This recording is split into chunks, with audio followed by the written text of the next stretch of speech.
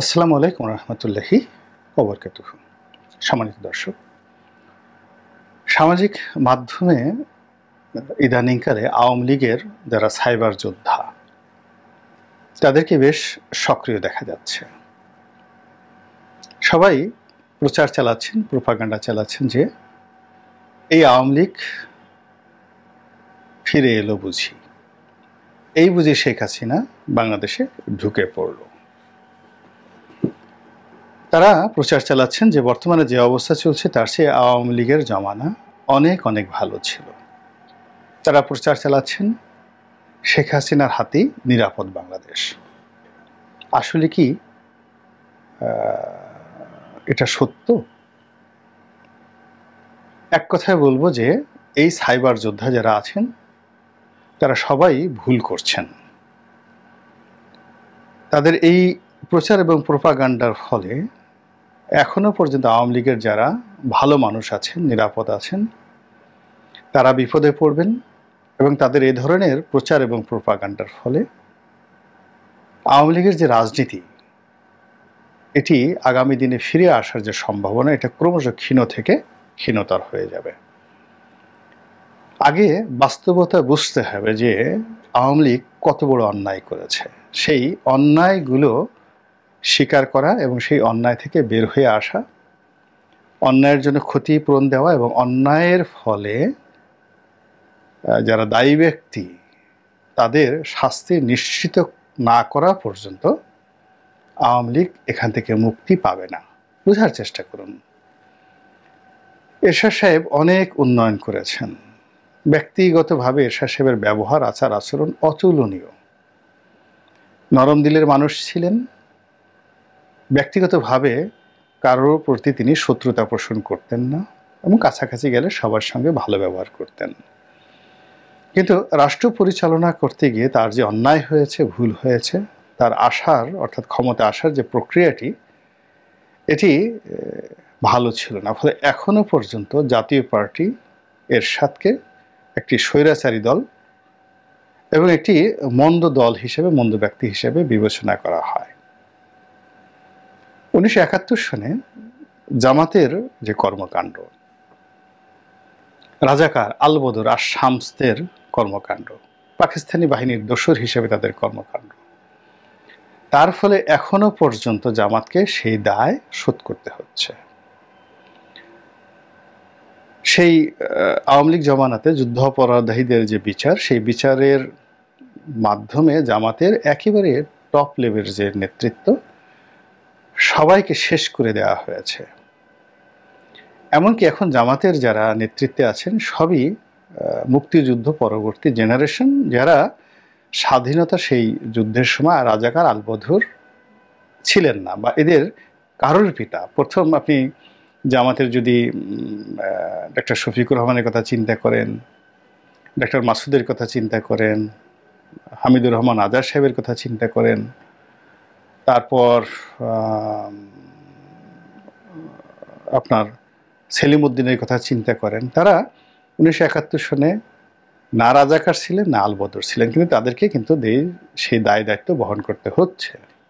সেই অতীতের ভুল ভ্রান্তির জবাব তাদেরকে দিতে হচ্ছে। দ্বিতীয়ত, তাদের কারোর পিতা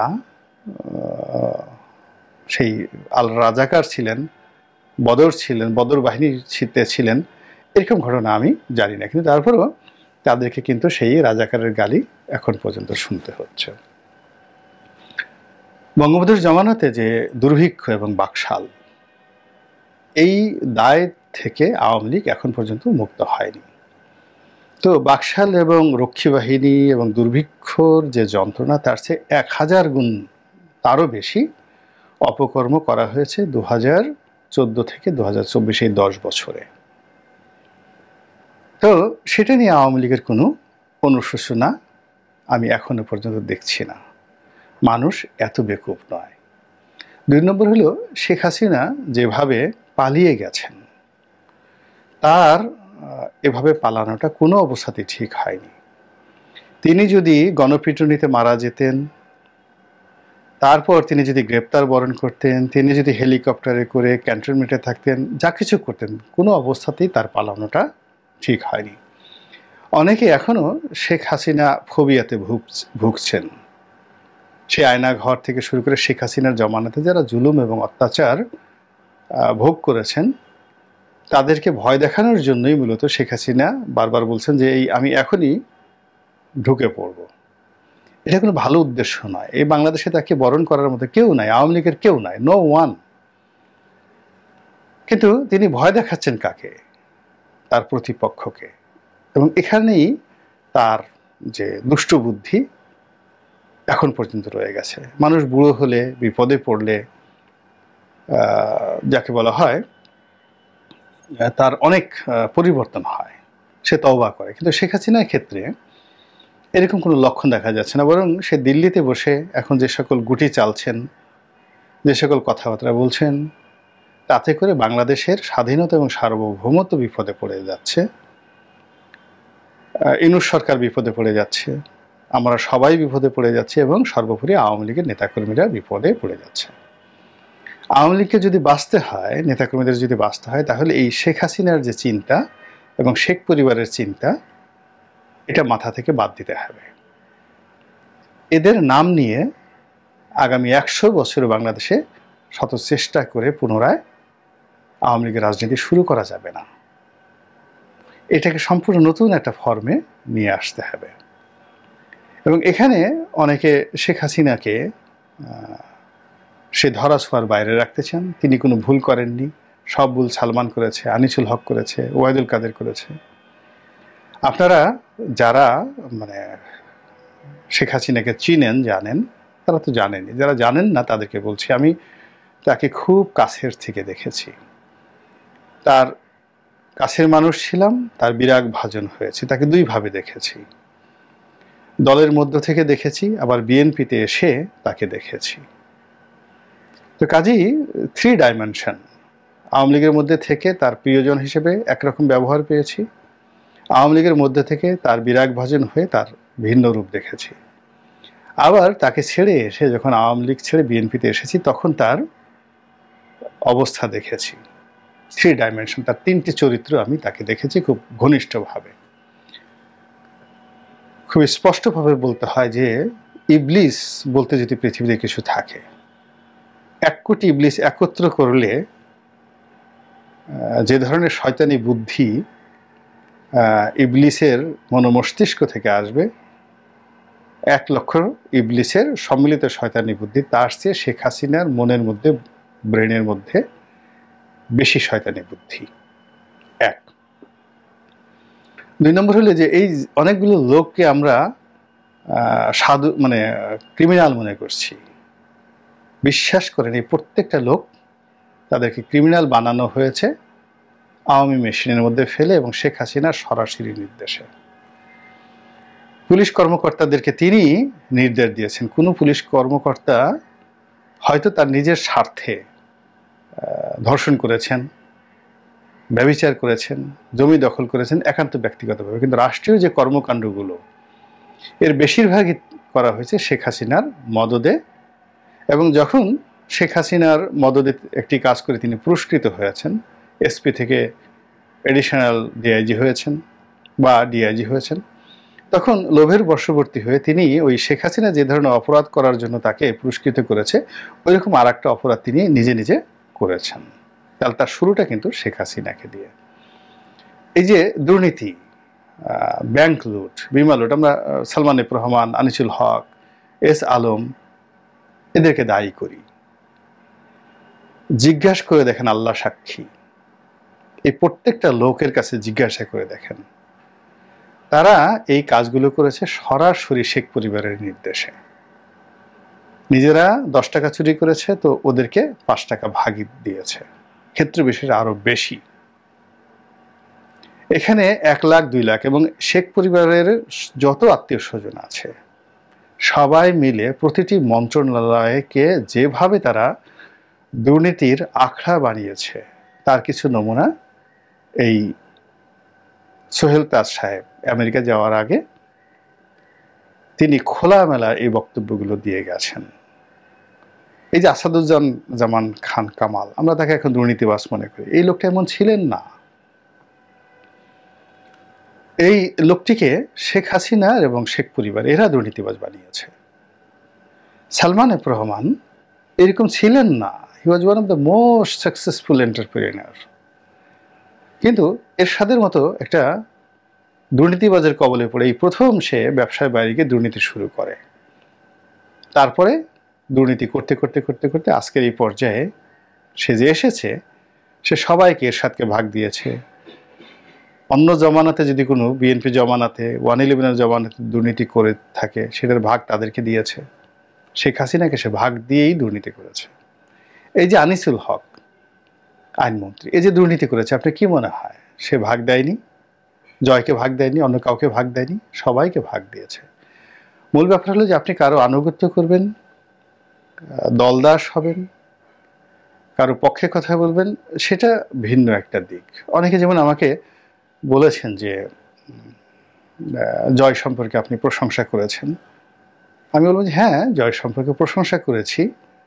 সে হার্ভার্ডে পড়েছে, প্রশংসা করেছি। তার বুদ্ধির লেভেল 9 উপরে প্রশংসা করেছে, কিন্তু আমি তো একবারও বলিনি যে সে অপকর্ম করেনি। বরং সে এতটা কৌশলে, এতটা বুদ্ধিমত্তা নিয়ে অপকর্ম করেছে একটার পর একটা, সেই 2009 সন থেকে, যে এখনো পর্যন্ত আমরা কাগজে কলমে সরাসরি তাকে ধরতে পারছি না যে এই কাজটি জয় এই ব্যাংক চেকের মাধ্যমে নিয়েছে, এর মাধ্যমে সিঙ্গাপুরে টাকা পাচার করেছে, এর মাধ্যমে আমেরিকাতে এই কাজগুলো করেছে। হাতে কলমে আমরা এখন পর্যন্ত ধরতে পারছি না। আমি ওই জায়গাটাতে টাচ করেছি যে জয়ের মতো লোককে যদি আপনাকে মোকাবিলা করতে হয়, আপনাকে তার চাইতে অপকর্ম করার ক্ষেত্রে আরও অনেক বেশি বুদ্ধিমান হতে হবে, কৌশলী হতে হবে, এবং তাকে মানে তার বিরুদ্ধে আপনি লড়বেন, আগে আপনাকে সেই যোগ্যতা অর্জন করতে হবে। আপনি শেখ রেহানার কথা চিন্তা করেন। সে ম্যাট্রিকে স্ট্যান্ড করেছিলেন। তার ছেলে মেয়ে যারা আছে সবাই মেধাবী, টিউলিপ, ববি, রূপন্তী। তার যে স্বামী, তিনি doctor Shafiq Siddiqui, one of the most brilliant professor of Dhaka university. তো তার মতো লোকরে সে নাকে দড়ি দিয়ে সে ঘুরিয়েছে। এরপর তার যে দেবর ডক্টর মানে মেজর জেনারেল তারেক সিদ্দিকী, দুর্নীতির যাকে বলা হয় মাস্টার মাইন্ডও বলা হবে না, দুর্নীতির দানব। তো এখন দেখেন এই সব জায়গা থেকে এস আলম থেকে শুরু করে সব ক্ষেত্রে এখন বের হয়ে আসছে সৈয়দ আবুল হোসেন, তারপরে যোগাযোগ মন্ত্রণালয়ের ওবায়দুল কাদের থেকে শুরু করে এই রাষ্ট্রের ক্রিমগুলো কোনো রকম শব্দ উচ্চারণ না করে, কথা না বলে, নড়াচড়া না করে তিনি এই বিরাট একটা অর্থ তিনি লোপাট করেছেন বলে এখন সবাই 10 মুখে বলছে এবং প্রমাণ সহকারে। তো এই তাকে দেখে বা তার আচরণ দেখে 5 তারিখের আগে, আগস্ট মাসের 5 তারিখের আগে অনেকে সন্দেহ করেছেন যে শেখ রেহানা অনেক কিছু করেছে, কিন্তু তিনি এইভাবে করতে পারেন এটা আপনি আমি কি কল্পনা করেছি? সে যে চুপ থেকেছে, নীরব থেকেছে এবং তার বোনকে অর্থাৎ শেখ হাসিনাকে নাকে দড়ি দিয়ে ঘুরিয়েছে, গণভবনের মধ্যে যারা বসবাস করেন তারা এটা জানেন।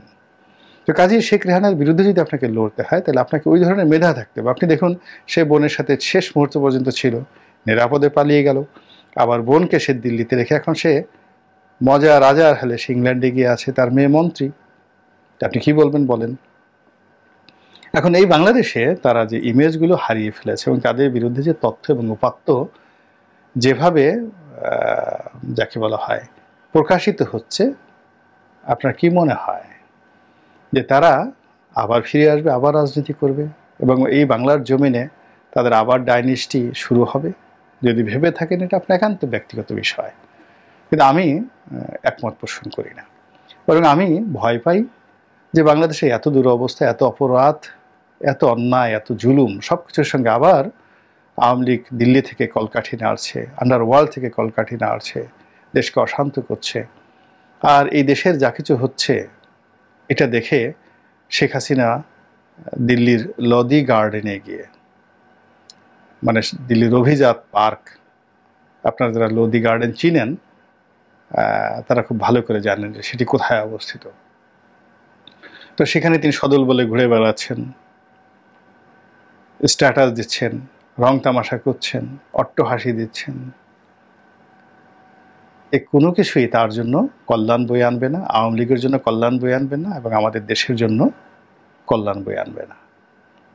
শেখ হাসিনাকে নিয়ে আওয়ামী লীগের লোকজনের যেভাবে আবেগ, জামাতের লোকজন তাদের নেতাকর্মীদের নিয়ে খুব আবেগে ভাসছেন, ইউনূস সাহেবের যারা লোকজন তারাও আবেগে ভাসছেন, আর আমরা যারা সাধারণ মানুষ আমরা কোথায় যাব? কিংবা বিএনপি যারা লোকজন তারাও বিএনপি নেতাদেরকে নিয়ে ভাবছেন। কিন্তু মধ্য থেকে আমাদের যে সর্বনাশ হয়ে যাচ্ছে প্রতিদিন, এটি নিয়ে কথা বলতে গেলেই লোকজন জিজ্ঞাসা করে যে আপনার কোনো চরিত্র নাই, আপনি কোন দলের, আপনি ভবিষ্যতে কোন দলে যোগদান করবেন বলেন। আপনাদের মুখ আছে, বলতে থাকেন, আর আমারও মুখ আছে, আমি বলে যাচ্ছি, সময়ই প্রমাণ করবে আমি কোন দলের। আল্লাহ আমাদের সবাইকে হেদায়েত দান করুন এবং হেফাজত করুন। আসসালামু আলাইকুম ওয়া রাহমাতুল্লাহি ওয়া বারাকাতুহু।